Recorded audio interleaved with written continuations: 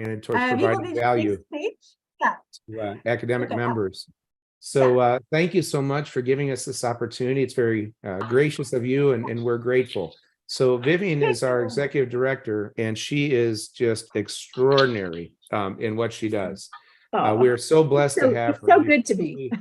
She's probably been with us for maybe opening speech, dear professor. Okay, dear participants, this is Professor Dr. Tuğba Karabulut, and today we are going to have 45 Science and Society meeting, which is organized by Istanbul Ticaret University, and I'm very happy to host you. Today we are going to talk about the Decision Science Institute, which I like a lot and which I have participated many conferences.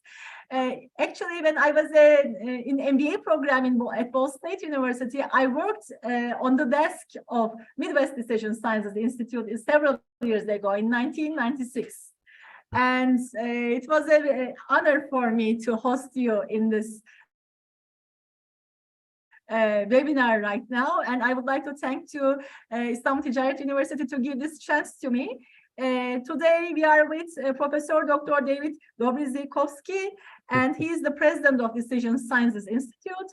And also we are with dear Vivian Landrum. She is also executive director from Decision Sciences Institute, and they will give us information about this distinguished institute and how we can participate and how we can make contributions.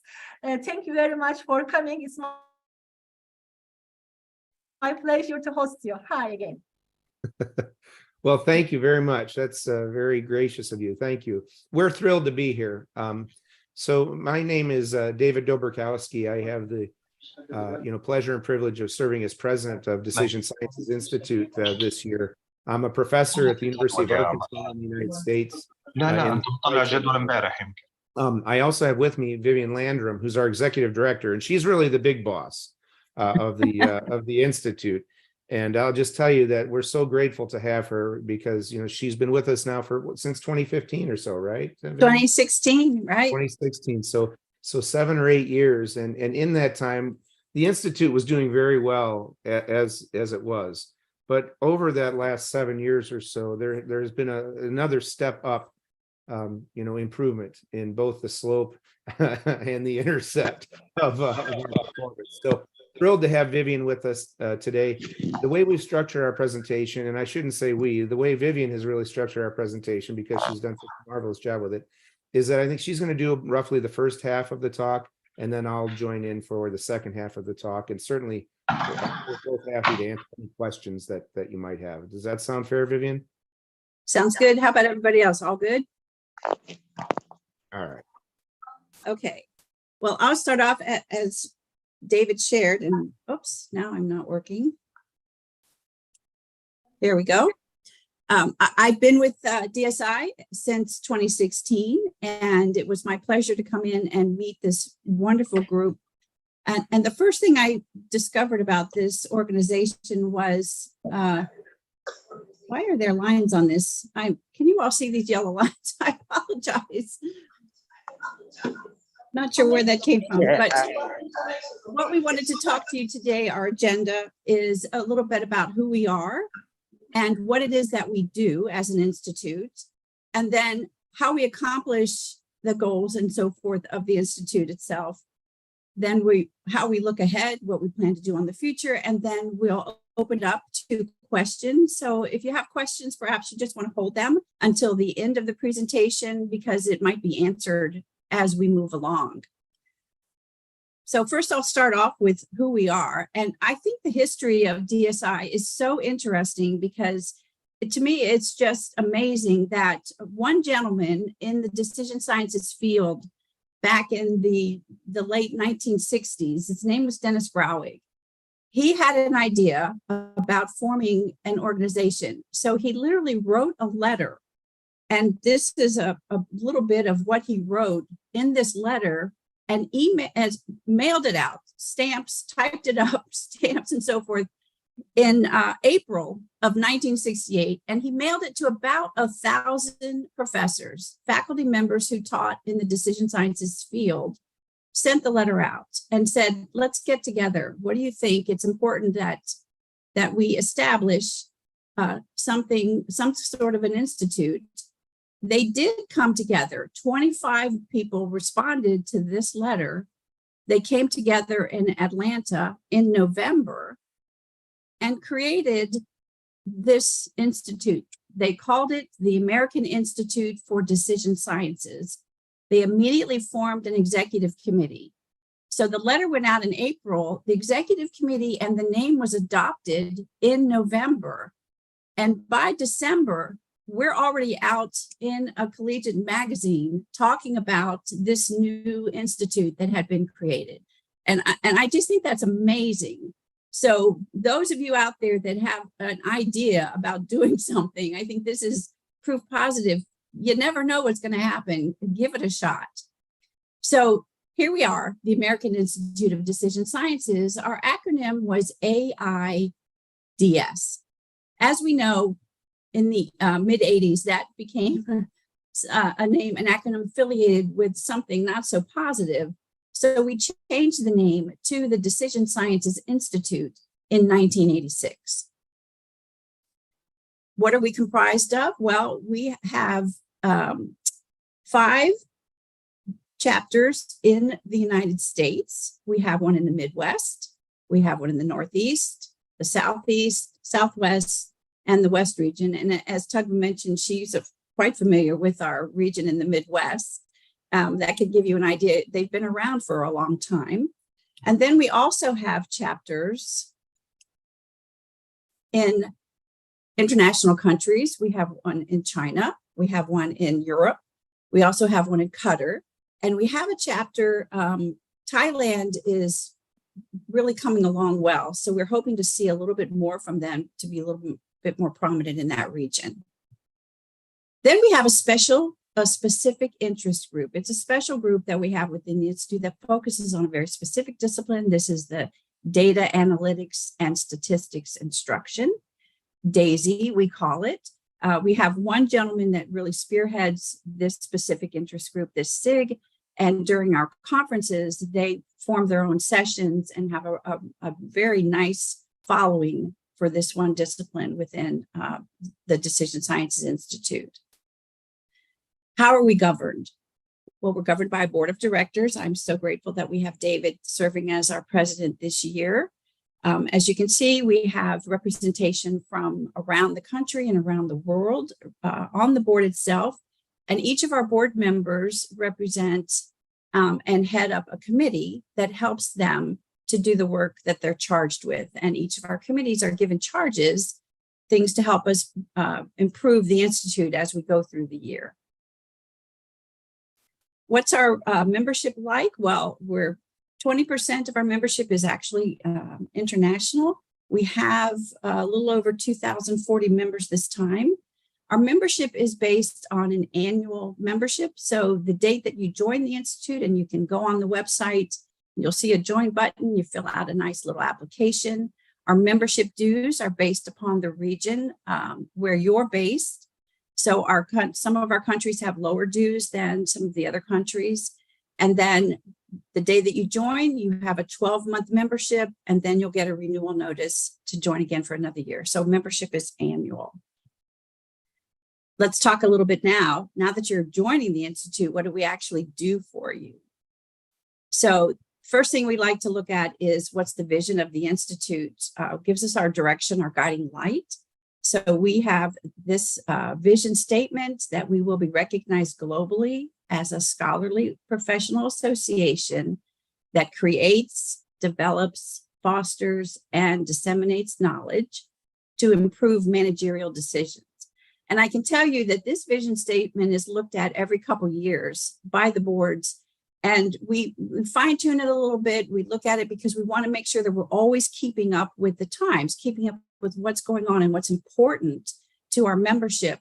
But pretty much, I've noticed, pretty much it stays key to the core here of the vision statement.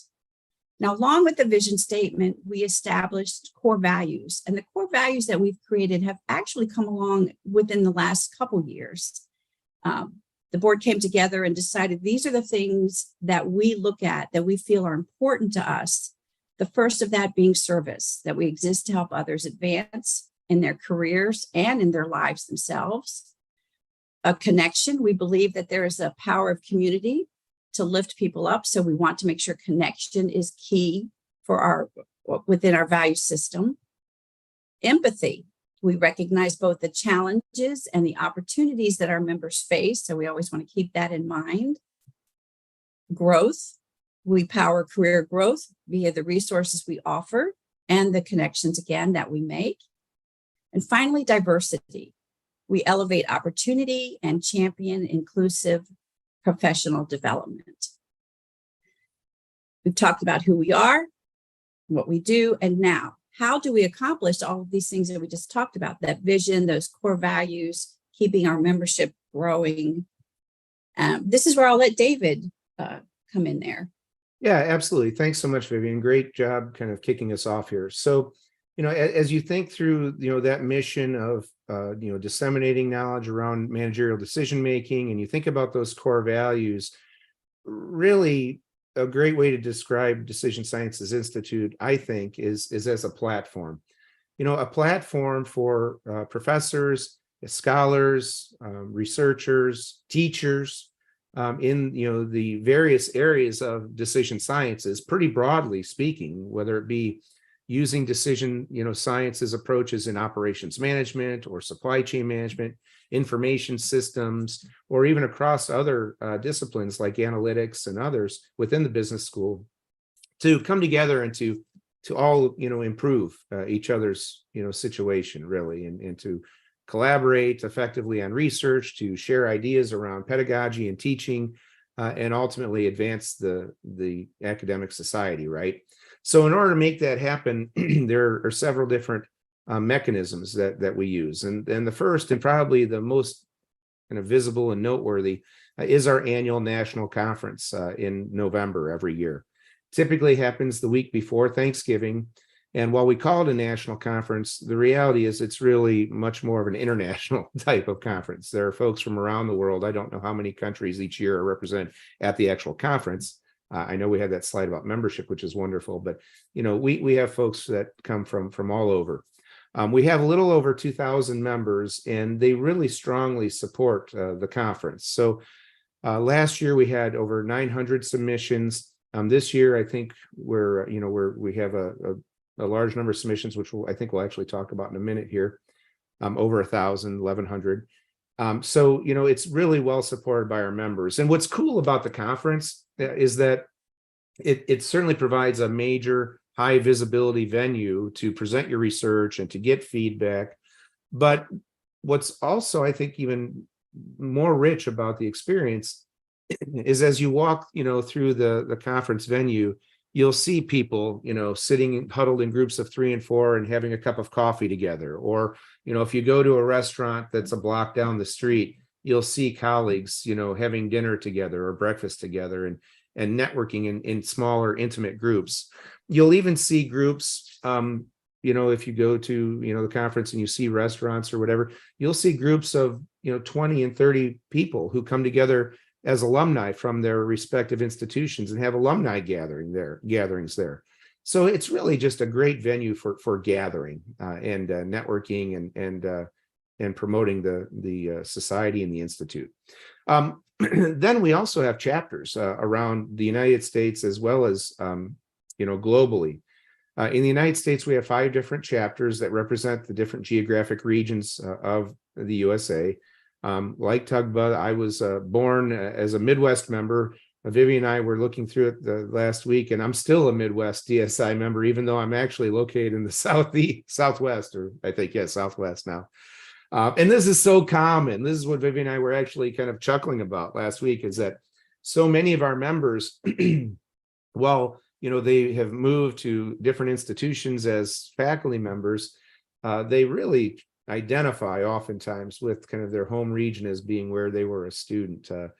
John Bell at Tennessee is much the same way, and so are many others. So the chapter program is very important. Much like Tugba, my first experience with DSI, what drew me into DSI was a conference in Erie, Pennsylvania, at Penn State Erie, in 2008, actually. where I presented my first paper as a student, right? And the faculty were so gracious there, and Midwest provides such a nice venue for me to start to learn and develop that it immediately drew me into Decision Sciences Institute. And then, of course, we have our EDSI each year in June. First tends to be near the end of the first week into the second week of June, where we have a very nice European conference that is well attended and provides much of the same types of benefits and advantages that I talked about regarding our national conference. This year we're in Italy in June, and I believe we're in Venice, right? Yeah. Right? Yes. So if you're interested in Venice, please come out and join us. So our annual conferences, provide that networking like I described through, a few different channels. The first are, groups of, around 15 to 20, maybe 25 faculty members that come together for educational sessions, where they're presenting research, they're sharing ideas. These tend to be 20 or 25-minute sessions like you probably are familiar with, where you essentially walk through your paper, your research paper, or at least your research idea, and you gain feedback. These sessions are always organized by topic, and sometimes they can be very granular, in their topic, which is good because that way, you get a chance to present your research ideas to a very relevant audience, probably folks who would be reviewing your papers at the journals. We also have excellent keynote, presentations or fireside chats that take place. You think about these as like plenary sessions. Vivian, maybe mention a little bit about the astronaut from last year. Well, last year we were based here in Houston. The conference actually moves to a different location every year. Last year we were here in Houston. We're in Space City, so we thought it was appropriate to have maybe someone representative from NASA. And we were fortunate enough to have a flight director and an astronaut that had just returned from setting a record on the space station itself. So we actually had a great session with them talking about the decisions that they have to make, one on the ground and one up on the space station, and how they come to who makes what decisions and the hierarchy there. And it was just a great session. And it was, as David mentioned, it was just a great a type of a sit-down situation where we called it a fireside chat, because it was just flowing with them talking, and they had brought slides that we would occasionally glance to, but their conversation itself was very revealing about the thought processes, especially in critical, situations where there could be danger of life or something with equipment and so forth. So we always try to come up with something that's very relevant or quite interesting to the attendees. So Atlanta, we know AI, our Atlanta conference in November, AI is the big topic now that everyone's discussing. And one of our keynotes is focusing on that topic as well. Yeah, that's terrific. So please, consider joining us in Atlanta in November.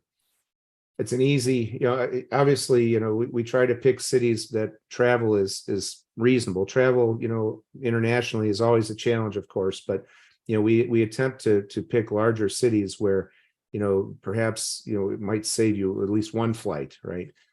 So consider joining us in Atlanta. We'd love to see you. And then the final, major activity that takes place at the conferences are a developmental consortium. So we have different consortiums for different audiences. Of course, it starts with PhD students. We have a doctoral consortium. And that's all right. And so this is really targeted to, more advanced PhD students, maybe third year, even fourth year on the market, or fifth year on the market types of students. But it's a day-long session where we bring in speakers around topics like, research, developing a research agenda, how to effectively, manage that research agenda. We'll have topics around pedagogy. You probably all remember, at least I know I remember, is what it was like to be a new assistant professor and trying to teach a course, for the first time as a professor. It can be kind of daunting. So we bring in, master teachers to give talks about pedagogy and managing the classroom. And then also, as not so much for the students, but as we move into the new faculty consortiums, which are typically for junior faculty, say assistant professors, we start to talk to them about issues around, how do you prepare your packet for tenure? What's the best way to position your profile? How do you, kind of really grow in your field to become an expert and someone that's a trusted advisor, that can ultimately establish themselves and position for tenure. Another key issue, of course, is, how do you plan your academic career? Many folks would like to go in the direction of academic leadership and administration. Well, that's a very different career path, right, than a research-centric type of career path.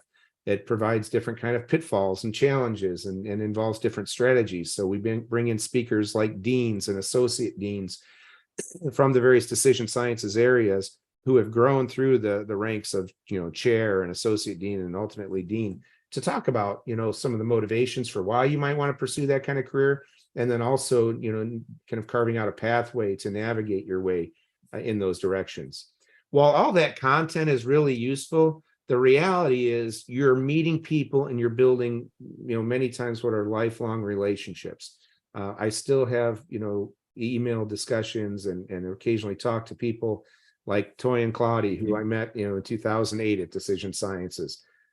He's now, at Wayne State University. He's moved a few times, and yet we still maintain a relationship that started at a doctoral consortium, sitting at the same table. Okay, great. Can I ask So- you something? Please, yeah, absolutely, please. Yeah, before maybe we move, you can maybe talk more about the educational sessions because they're very beneficial also Okay. as well. So that if for example, PhD candidates or professors would like to join, for example, you teach some statistics, right? Maybe you can also talk about that, what kind of training that they can get, Okay, great. Yeah, that's a great point. Thank you for that.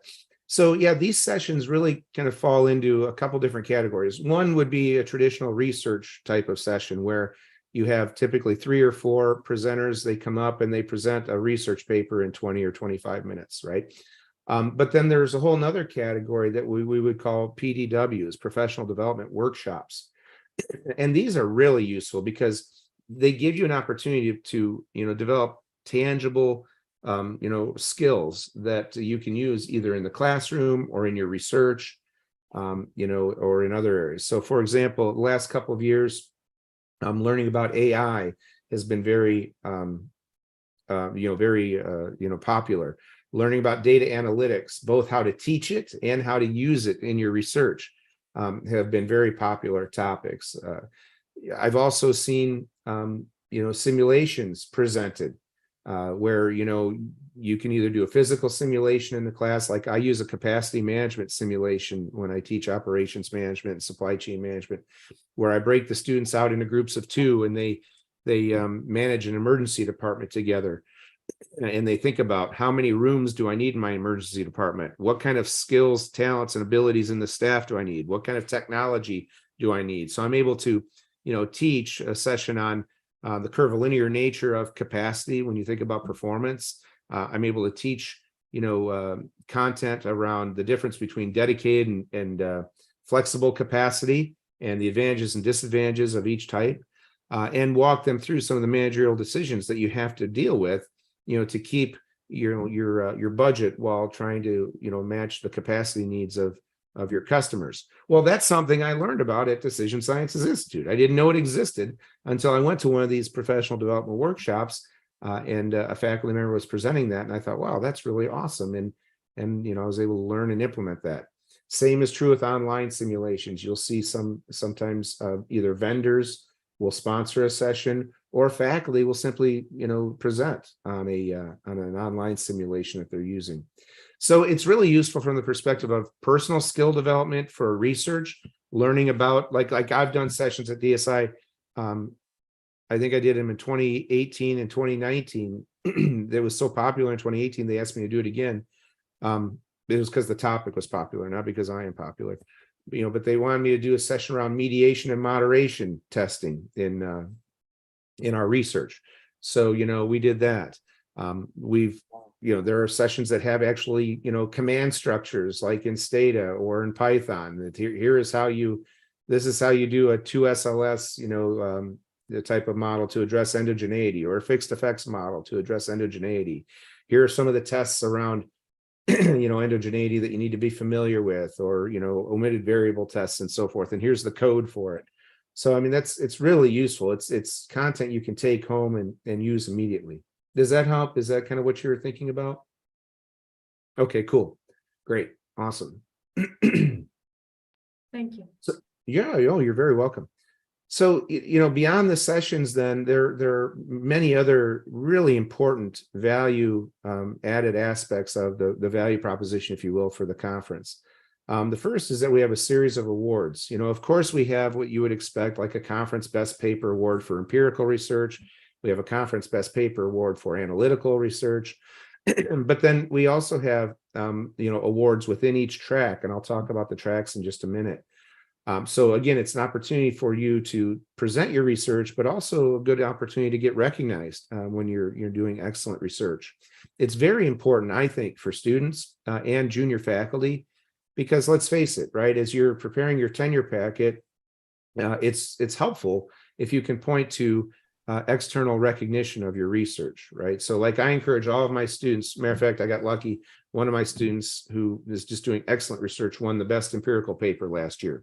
Well, that's something he can talk about right now as he's on the market, trying to find his home to be an assistant professor.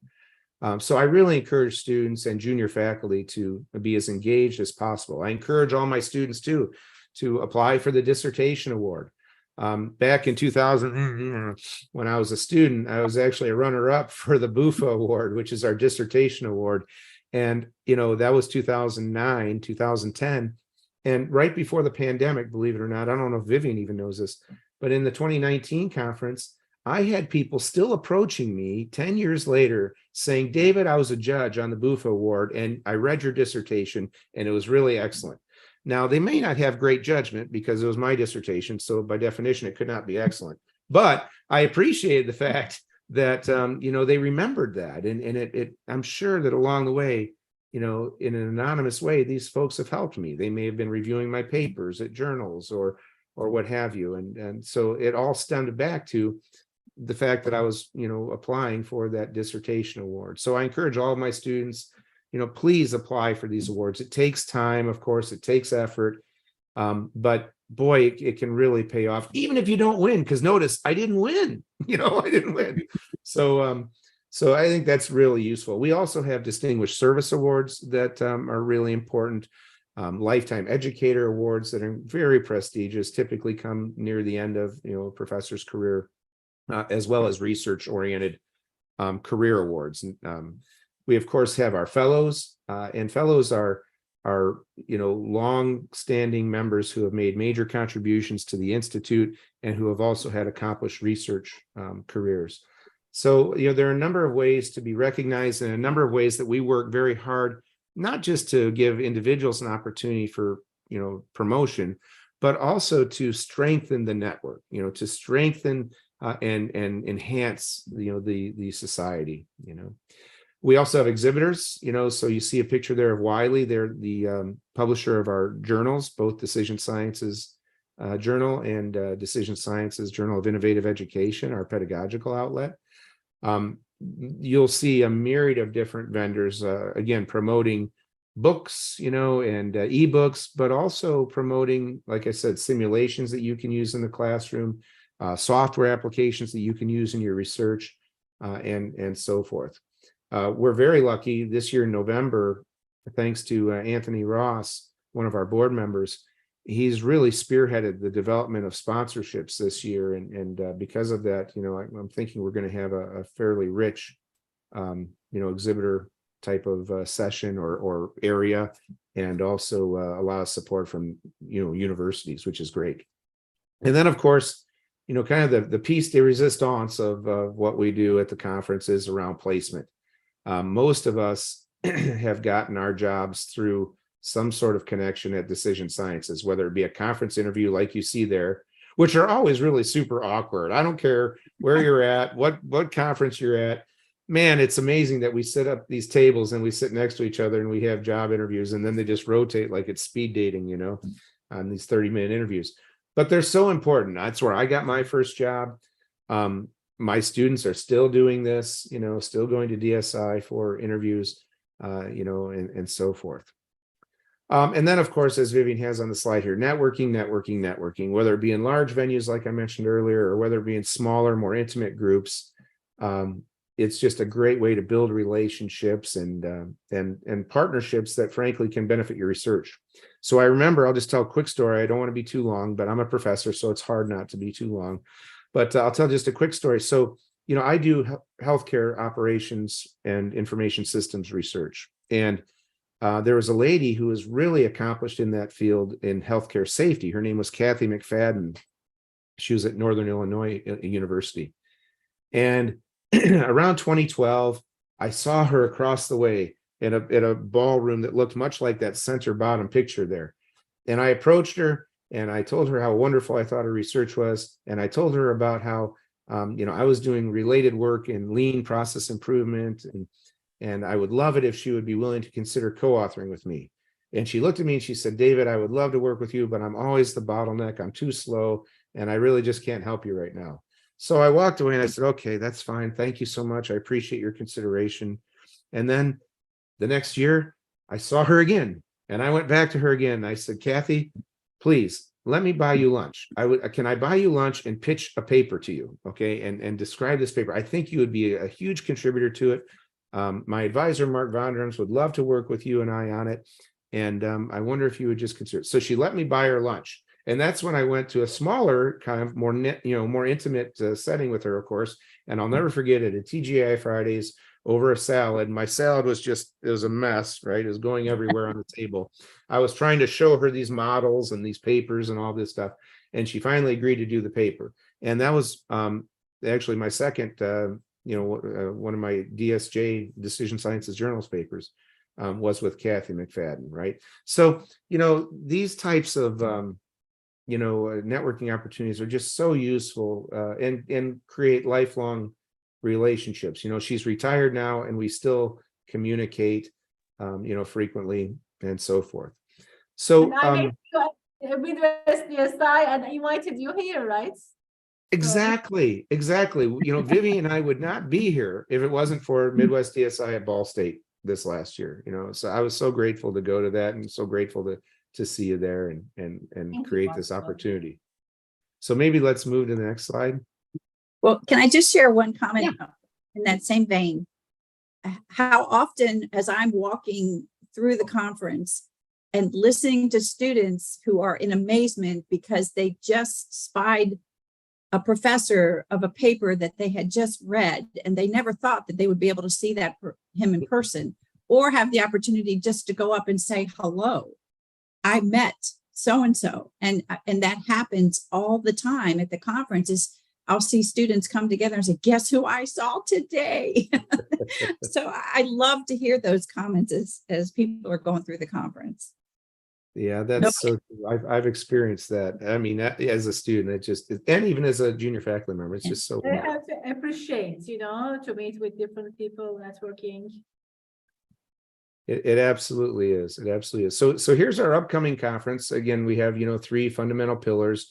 And then the way we organize is we have a program chair who kind of is in charge or sits over the entire conference, leading and managing a team. But then we have research chairs, pedagogical chairs around teaching and learning, and of course, a professional development chair. So because of that structure, and Nagesh Murthy is our program chair this year from the University of Oregon, very accomplished scholar and wonderful individual, great leader. He has developed a really strong team that has developed robust content and programming in each of these 3 areas. So this year, at this point, we have over 1,000 submissions. So we're very excited about that. Here are different tracks. So again, to try to organize research sessions, around audiences that, have the best chance to contribute and provide feedback to your research, we organize around major themes in research. You'll see that one thing that makes Decision Sciences Institute unique, is that we're pretty, interdisciplinary. We have topics from accounting all the way through to operations. So many different functional areas are represented, as well as the interface of many functional areas. Like, for example, you see the operations finance interface. So, it gives scholars from many different areas an opportunity to present their work, but also to present their work to other scholars who ought to be familiar with the current conversation, in that domain. These also line up with, not perfectly, but they point us in the direction of the journals departments. So, it gives you an opportunity to position your work for the departments. I've talked a little bit about the awards, but just to run through them again, we have the Doctoral and Early Career Consortium that I spoke of. We have the Emerging Economy Showcase, Professors of Practice Showcase, which is a growing area for us, of course. Our field, at least in the United States, is shifting a bit, where this idea of having professors of practice is growing. In other words, they're not tenure track, they're not tenure stream faculty, but they're highly qualified faculty, many of whom hold PhDs, and they move into what's called a professor of practice, or sometimes a clinical teaching type of professorship. So they tend to do more industry engagement. They tend to do more teaching in the classroom. They tend to do more case competition management and student engagement. But it's emerging as a very attractive career path for many folks. And we want to support that. So we have a professor of practice showcase this year. The doctoral research showcase, of course, and then the Meet the Editors, which I'll talk about in just a few minutes too, but this is critically important session. And then, of course, we have our best paper awards that I spoke of. I didn't talk about earlier, but we also have a teaching case study awards. So if you're active in pedagogical research, you're writing cases, or you're writing mini cases or simulations that you can use in the classroom, or even managing like industry engaged projects in a new and creative way, it's probably worth writing up and sending in. You might win a best teaching case award. And then, of course, the same is true for the Instructional Innovation Award. And I talked earlier about the Doctoral Dissertation Award, the BUFA Award. Okay. So our two journals, like I said, our Decision Sciences Journal. This is our flagship scholarly journal. It's a research journal. It's edited currently by Xenophon Kouteros, who's from Texas A&M University. He's actually my PhD brother. We had the same advisor, about 15 years apart, or longer, I'll say, so he's older. But anyway, you can tell him I said that. I like to tease him. And then Sri Talluri at Michigan State University. So they co-edit the journal. They're both outstanding scholars in their own right. Zen is a little bit more empirically oriented. Sri has expertise in analytical and empirical research, of course, but they're a very nice complement for one another. The other thing I like to talk about here, just really quick, is that, sorry. oh, that's okay, is that, So yeah, what is the indexing of this journal? I mean, is it indexing in different databases? It is. So it is on the Australian Business School Dean's list. I don't believe it may have the highest designation. If not, it has the second highest designation on that Australian Business School Dean's list. It's certainly indexed in all the major indexes, like Scopus and all of those. The only key, and I don't think this is that big of a deal, kind of where you're at, but some schools are very interested in what's called the Financial Times Top 50 list. We are not on that list yet, but that list hasn't been updated in like 6 years. So we're hoping that in the next iteration of that, we may end up making it. It's difficult to make that FT50 list because it's a very closed type of list that is basically heavily influenced by the business school deans at the top 20, whatever are perceived to be the top 20 Financial Times ranked schools. So, it's a difficult list to make. But yeah, the DSI, it's an A hit at University of Arkansas here. It's an A hit at Michigan State University. It's an A hit at South Carolina. Other very good empirically oriented schools will tend to count Decision Sciences as an A journal. So if you'd like, and I think this is so important, again, I encourage my students and junior faculty colleagues to go to the Meet the Editors, sessions at the conference at Decision Sciences Institute. I did this as a student, and it made all the difference in my research. I remember sheepishly walking up to Sue Vakari when he was, editor of Decision Sciences, and introducing myself after a session and hearing what he felt was important from a research perspective. I remember introducing myself, sheepishly and talking a little bit about my research and asking him if I could contribute to the journal in some way. Could I be a reviewer? Can I help in some way? And through that process, he was very helpful, gave me pointers and guidance on some of my papers, helped me to, embed myself in the editorial review board community. And that was also, I felt, very important in my career growth, whatever growth I've had as a researcher. So, I encourage you to use the conference as a vehicle to do that. The same is true for Decision Sciences Journal of Innovative Education, which is now edited by Susan Palace, who's at James Madison, and she is just wonderful. So Decision Sciences Journal of Innovative Education is a premier outlet for pedagogical research. So, for example, if you're doing something that you think is really novel in the classroom, again, maybe using a simulation, maybe a new approach to managing an industry project, maybe it's even a new way to, assess your students, right, and their learning against their learning objectives. It's useful if you can collect data on that, maybe do a pre and a post, or collect data following the exercise, or even track it over several classes, several sections of a class over, multi-year period. These types of projects are very attractive to Susan and to DSJIE. You can also meet Susan in November at the conference.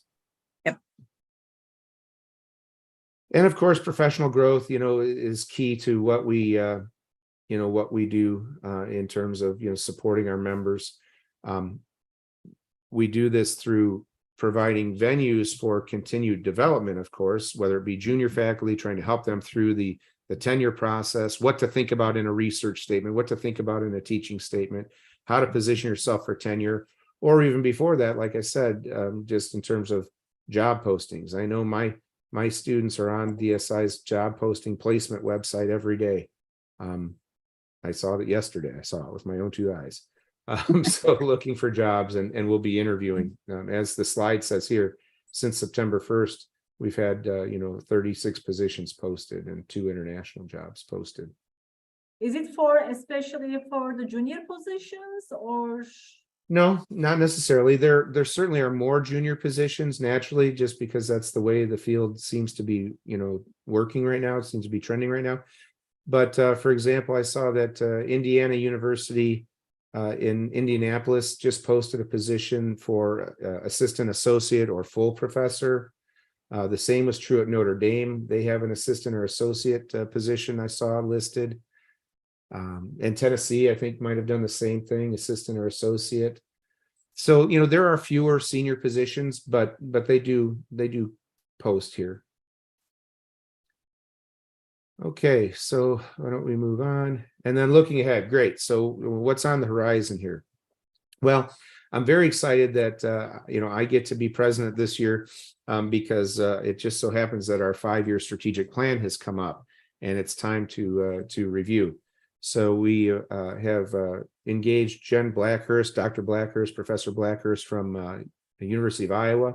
She's an associate dean there and a longstanding DSI member and former board member. She's going to facilitate our strategic planning session in November prior to the conference. She'll also be looking for input, and we'll be conducting an input session or two. So perhaps keep your eyes peeled for that announcement, as we would welcome input from all of our members and all of our stakeholders. So this is really useful because our organization, I've served on boards outside of academia in corporate types of settings. And I've always been very impressed with DSI's strategic plan and how they operationalize it on an annual basis. We do an excellent job. It's one thing we do a great job of, and I take no credit for it because this happened long before me. But we've always done an excellent job since I've been involved in the board around 2016 or so of having alignment between our overarching vision, mission, and our strategy, our strategic planning document, and then ultimately our operational document. So each subcommittee has charges. Each vice president who manages the subcommittee knows specifically what those charges are, the resources required for those charges, and how they're supposed to be implemented in alignment ultimately with the strategy and the plan. So it ultimately rolls right up into how we evaluate our performance each year. So I'm really excited about that. And this is a great opportunity, of course, coming out of the pandemic now and thinking about the way technology has really changed the way we interact and the way we teach. I think it's a great time to revisit our strategic plan and to think about how technology can be used to increase value for our members. And of course, the international members, can benefit most from that, right? Because it's hard, of course, to travel and to make it to some of our events. So, through the use of technology and, building that in a very integrated way into our strategic plan, stay tuned for more developments that you ought to find value in. At least that's our hope. Of course, we're going to, continue to recognize our members. We're revisiting some of our awards to refine them and to try to make them even more relevant and create more opportunity for our members. We have a member services committee that works very closely with myself and Vivian and also our marketing committee to think very innovatively around how we can create value and continually increase value for our members. So that's that fourth bullet point. And then, we continue our commitment to inclusivity and integrating the voice of all of our members in a way that doesn't just favor the research institutions or doesn't just favor the regional schools or the international schools, but provides an integrated value proposition that's appealing to all of our members. Sure, maybe some of our members come to us because the journal is really important to them and they need A hits in that decision sciences journal to get tenure and to, maybe that's what's important to them. But we also care equally for, our more teaching oriented members who come to us looking for tools and techniques that are cutting edge to use in the classroom and so forth. So, all of these things are important and we remain committed to providing that type of comprehensive value proposition. And that might be about it. Yeah, yay. So this is the best part of the presentation for everyone. It tends to be the favorite part when I'm presenting, which is the end. So I just want to thank you. Questions, of course. We Thank would you be very happy much. to. It was if very you nice. have any I questions. appreciate that you joined. I have questions. Let's say I'm in Turkey and I would like to be a member. Which region? Maybe we can go to the map and look. Which region should I be the member? European region probably. And from the online website. Sure. So if you go to the DSI website, if you head to our website, you were showing the map, for example, the world map. Maybe you can show us which area should we be the member. Should I be the member in European side or Asia? I don't know. There was a map that you were showing. Maybe we can go back to that map and show us which region should we be the members. well, actually, it doesn't. Our membership is not based. It's based on the location of your residency. So if you're a resident of Turkey, when you look on our website and go under the membership column, you'll find a membership rates, and it's a chart, and it lists by country. Okay. So we have 3 categories of membership. We have an A, B, and a C category, the A being the highest category. And we base our membership off the GDPs of the countries. So we have a membership rate of 175 Okay. for our A category, a membership rate of $90 for our B category, and a membership rate of $45 for our C category. Okay, for the GDP. So that's how you would determine what your membership would be. And when you go to the application, it will have you select. I would be a faculty in category A, B, or C, or I would be a student. Now, student is a little bit different. We don't charge a membership fee for our students. The membership fee itself is free. What we do have a fee for with students is what we call verification fee, because when we have students come in, we actually go and verify that they are pursuing their PhD career. Depending on your category, again, A, B, or C, it could be $20, could be $15, it could be $5. So that would be the only charge, but there is no membership fee, and it's valid for 1 year. And then however long you're pursuing your PhD career, then you would keep renewing at that rate. And then when you become faculty, then you would join at the regular faculty membership rates. Okay, thank you. And let's say, besides joining to the conferences, what kind of service can I provide? What kind of contribution can I make?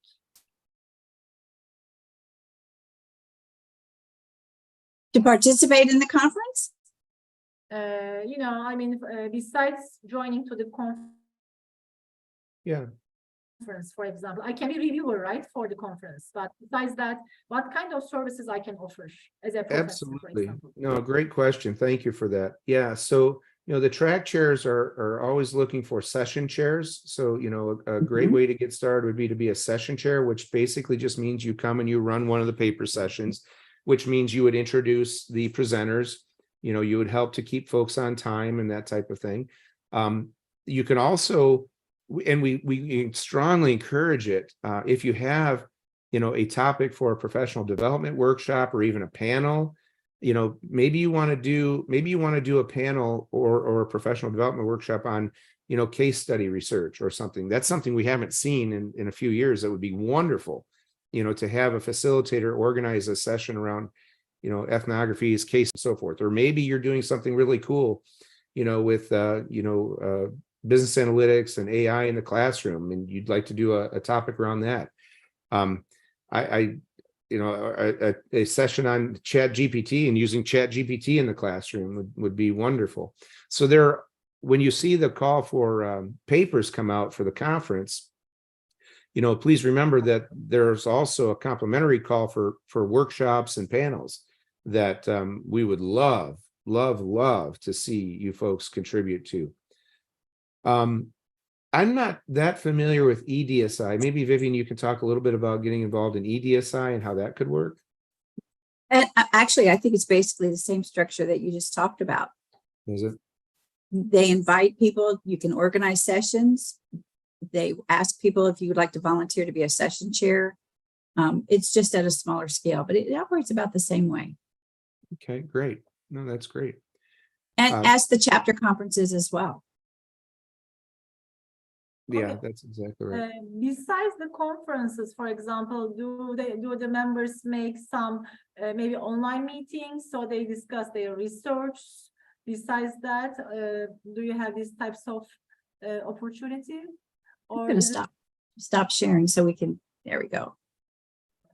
Okay. I mean, besides the conferences, can you hear me? Yes. Yes. Besides the conferences, let's say I become a member. For example, what will the other benefits that it will provide to me? For example, do the members maybe meet sometime in online platforms? Do they discuss their research, or what kind of other things they do? Do they make something else? Well, that's a great question. Should we talk about the new? I'll let David talk about this new forum we're working on now with Ravi. Oh, well, so there are a couple different things. First, we have, and I'll let Vivian talk about this in a minute. We have Daisy, right, which is doing periodic, online like lunch and learns.